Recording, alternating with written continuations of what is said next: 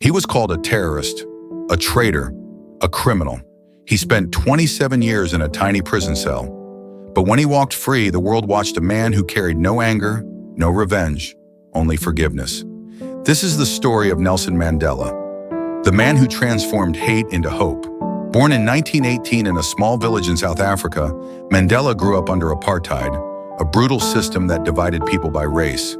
Black South Africans were denied the right to vote, own land, or even walk in certain areas. Mandela studied law and became a young lawyer, but the more he saw injustice, the more he realized words weren't enough. Action was needed. In the 1940s and 50s, Mandela joined the African National Congress, ANC. At first, he believed in peaceful protest, but when the government responded with bullets, banning meetings and killing protesters, Mandela made a choice. If the government uses violence, we will too. He became the leader of an underground movement. For the state, he was now public enemy number one. In 1962, Mandela was arrested and later sentenced to life in prison. For 27 years, he lived in a small cell on Robben Island.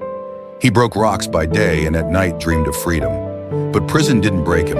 It made him stronger. He studied. He wrote letters. He inspired other prisoners. He even learned Afrikaans, the language of his oppressors, to understand them better. As the years passed, the world began to notice. Free Nelson Mandela became a global cry. From London to New York to Africa, millions marched for his release. Mandela had become more than a man. He was a symbol of freedom. In 1990, after 27 long years, Mandela was finally released. He walked out of prison holding his wife's hand, smiling, as the whole world cheered. But here was the twist. Everyone expected him to call for revenge.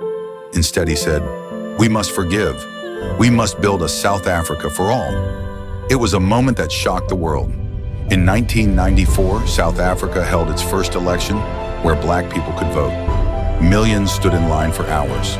And for the first time, Nelson Mandela became president of South Africa. A prisoner had become a president. A symbol of hate had become a symbol of unity. Mandela proved that forgiveness is stronger than hate.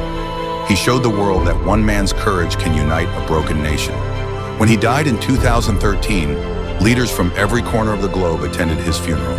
They weren't just honoring a man, they were honoring a vision, the vision of a world where freedom and equality belong to everyone.